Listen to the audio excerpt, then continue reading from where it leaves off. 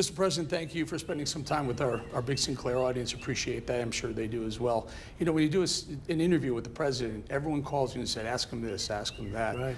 I took them all down. I threw them all out because I wanted to do something a little different with you. I hope that's okay. A couple years ago, my son passed away in the middle of the night, opioid overdose, accidental at University of Colorado. That's right. Next morning, I get a phone call from the President of the United States. That was you, sir. He said, anything I can do? I said, not now. A couple of weeks later, it was Thanksgiving, the proverbial empty chair. On the way to the chair, you called again and said, are you and Adrian okay? I said, wow, that's amazing. You have a heart. I don't think people see the heart that Donald Trump has. I hope I'm not ruining your street cred, but when you watch all the TV news, when you watch what's going on with the rioting, and then the coronavirus death tolls, and then they point, these anchors point the finger at you, how does that make Donald Trump the person feel? So I don't like it, but I've gotten used to it and I fight it. All I can do is fight it on social media because the media, and Sinclair is terrific, I have to say, but the media is largely fake. A percentage of it, a big percentage, a horrible percentage if you think about it. It's fake news. And I don't say that as a joke. I say that it's actually beyond fake. It's fake and it's corrupt. They make up stories. They make up sources. They don't have source. Anytime you say anonymous source and a source that wants to remain secret, all this, it doesn't exist in many cases. Not in all cases, but in many cases. They say they got it on the grounds of this or that. They make up stories, almost like a fiction writer. The media is incredibly dishonest. I saw Biden interviewed yesterday. He did his first press conference in, I guess, almost 90 days. And he was reading the answers off a teleprompter. This was for question and answer. And they'd ask him these softball questions. How much do you dislike Trump? How much? I mean, really, questions that were terrible and should not have even, I mean, it's embarrassing. And he's reading answers off a teleprompter. I say, I've never seen that before. Someone questioned his mental acuity, and his response, again, that he had those questions in advance, but his response was, I can't wait, these are his words, I can't wait to debate Donald Trump. What do you say? Well, his response actually was, I get tested all the time. But he was talking about COVID. Yeah. He wasn't talking about his acuity test. You know, it's called cognitive, and he didn't get the word. But he was really referring to something else because somebody was screaming, and one of the few questions that sounded real was that question. He said, I get tested all the time. But he was talking, I assume he was talking about the COVID, not cognitive. And now he's mixed up. Look, I look forward to the campaign. It's really just starting for us. We've done an incredible job. We built the greatest economy in the history of our world, not only here, and we had to turn it off because of what came in from China, because of the plague that came in from China right after we signed a trade deal. The ink wasn't dry, and it came in from China. I'm not happy about it, but we turned it off, and now we're building it back, and we have record job numbers last month. We get job numbers again soon, but we had record job numbers. We had record retail sales numbers. We're going to build it back fast. I think you know it maybe better than anybody because you know me better than most. I do. I was there in 2016 when I saw the polls doing kind of what they're doing right now, sir. Where early, in the last year. Oh, much worse. Well, they didn't look good. They had Hillary Clinton beating you. They weren't looking too good, I guess. Fairly soundly. And I keep going into the internals on those polls. And this is something no one does. Certainly no one does on television. But I was doing it in 2016. I even spoke to you about it. I said, if you look into the internals, these people are polling wildly skewed towards Democrats. So if you ask more Democrats who's going to win, of course, you're going to look back. I think the same thing is happening. But these media outlets are the polling sources. Is there a fair poll out there? There are. And we have some really good ones, and we've gotten some really good polls. But I had the same thing in 16. I got numbers. I was 14, 15 points down in some polls in front of the last election, and then I won. Now, I think we did come up a lot of the last week, but we didn't come up numbers like that. We won. It's the fake polls. I call them fake polls. They're suppression polls. They're meant to dampen the enthusiasm of your voters, of your people, because we have tremendous enthusiasm. We're up 30 points in enthusiasm. That's a very important word, in enthusiasm over Biden. Take a look at voting. There's thousands of votes all over the place. Trump, Trump, we love Trump.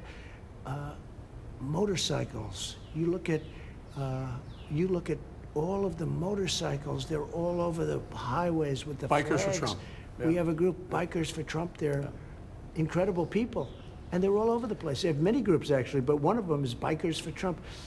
Thousands and thousands of people, construction workers, Truckers. police. The police are with us. The military's with us. Can I stay on rebuilt the police for a military. minute?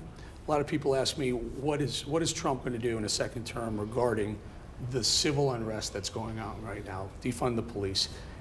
Tell us the difference between Donald Trump second term and Joe Biden first term when it comes Well, to he the wants to police. defund and abolish police because that's what he's being told to do. He's not making his own decisions. The radical left is doing, I mean, they're telling him what to do. He wants to defund and abolish the police. And you see it, what they're doing in Minnesota. Take a look at what they're doing in Minneapolis. Take a look at what's going on. Now, if I wasn't here, Minnesota would have been a disaster because I was very strong. You got to get the guard out. When they finally got the guard out, everything ended. What happens, you're pushing for federal sentencing, penalties for taking down statues to be increased and to be very tough on them. What happens when a governor or a mayor says, we're ignoring the federal statutes, we're going to let you pull down those statutes? It's not only that we're pushing, we already have it. Yeah. I took out an old act, the statues and monuments, and we were going to have thousands of people in Washington last week, and nobody showed up because they get a 10-year jail term now. They push down a statue, they even touch anything. It's a very tough act. You couldn't get a thing like that approved today. I took it out, and we used it, and you see the difference. You haven't seen any riots. You haven't seen people doing things lately, and the reason is 10 years in prison. If they knock down a statue, now it started with Confederate soldiers, and then they started hitting George Washington, Abraham Lincoln, and they started hitting Thomas Jefferson.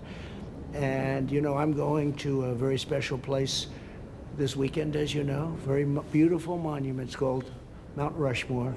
And somebody said they want to see that come down. That's never coming down. And we're going to run it the way I've been running it. Very tough. Now, we had to see what was going on for a period of a week and a half. Once we saw what was going on, I did this act last week, a week ago, a little more than a week ago, and it's been very powerful because people don't want to go to prison for 10 years for knocking down a statue. And most of these people, they're anarchists or they're agitators. Most of them don't even know what they're knocking down. Whether it's Andrew Jackson, they were doing Andrew Jackson a week ago. Almost got it down, but I had people go in that were very strong, and they went and did a good job. The ropes were up, everything was ready. We got it just in time. Andrew Jackson was a great general and a good president, very good president, probably two-term. And we did a good job. If I weren't here, all of Washington would have been knocked down. That's what would have happened. You would have had Washington knocked down. With somebody like a Biden, where there's no law, there's no order, everything would have been knocked down. But I'm here. Yeah. Mr. President, before I let you go, everything seems to be political now. We talk about masks. You can see this really nice Good. Trump I like It's that. really nice Trump It's mask. nice. Will you consider wearing a mask? And if not, how come? Well, I've already had masks, and I've worn a mask. And if I'm near people, you were tested, right, just now? I was tested. And everybody that's around me as president gets tested. That's like standard. And I keep distances. I'm, supposed to keep a distance, and I keep distances. But if I needed a mask, if I was in a crowd, a lot of people and everything else, I'd wear them. I have no problem with a mask at all. And I tell people, but I have a different kind of a life. Being president, you have a little bit of a different life. You're not that often. I don't think it makes sense when you walk up. I see Biden walking up on a stage where there's nobody around, and the audience is 25, 30, 40 feet away. Not too much of an audience either, by the way. And he's speaking, and he has a mask on, and you can't even understand what he's saying, or he takes it off up there. When there's nobody around, I don't see any reason to be wearing it. But no, I have no objection to masks whatsoever. Do what you're supposed to do, and also do what makes you feel good. All right, there you go. There's some breaking news right there. Appreciate that. Mr. President, we'll let you go. It's hot, and you're a busy man. One final thought. John Hannity asked you about your second term, and the left was upset with it. They said he wasn't sure what his second term's all about. Let's do it. Let's do a retake on that. What is Donald Trump's second term? What's the main focus for that? Well, I didn't hear anybody was upset with it, but I will tell you, it's very simple. We're going to make America great again. We are doing things that nobody could have done. We've rebuilt the military. We have a ways to go. We've done things for the vets like nobody's ever seen. We can do even more. We did choice, as you know. We did accountability. What we've done, nobody's been able to do. But we have more to do. Economic development, jobs, trade deals. The trade deals I've made are incredible. We made the great deal with China. Of course, as I said, the ink wasn't dry before we got hit with the China plague. But we made the deal. In fact, today is really the first official day. The USMCA, that's Mexico and Canada. This was NAFTA, one of the worst deals ever made, one of the worst trade deals. We suffered with that deal for many, many years, and nobody could terminate it. I terminated it, gave you a new deal. I made a new deal with South Korea. We have many great trade deals. Our country will be so strong at the end of our first term. It's going to be great. It would have been phenomenal. We got hit with the plague. At the end of the second term, it's going to be at a level that nobody will have ever seen a country. We're doing it, whether it's trade, whether it's military, all made in the USA. So important, made in the USA. One thing very important, we got to bring back our manufacturing, and I brought it back very big, but we have to make our own pharmaceutical products, our own drugs, prescription drugs. We have to make our own things. We're doing it now with steel. We're doing it now with a lot of different products. I've done that, but we can do it with a lot more. We want to build our own ships. We don't want to send out to other countries to build ships. So we have a lot of things we can do. We've done a lot, but we have a lot of things we can do. Always good to remind the American public what you've done in the first 3.5 years and continue. Well, you know, they say, everybody says it, and nobody even disputes it. In the history of our country, nobody has done more than I have in the first 3.5 years. And it's been really positive stuff. And we did get artificially hit by this horrible thing that came in from China. But that's now, you see what's going on. The stock market is getting close to a record. We have some great things. People with 401ks are getting to be very, very happy, very, very happy. I think we're going to do a fantastic job.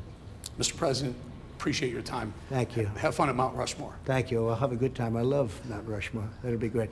Thank you very much. Good to see you again. So long.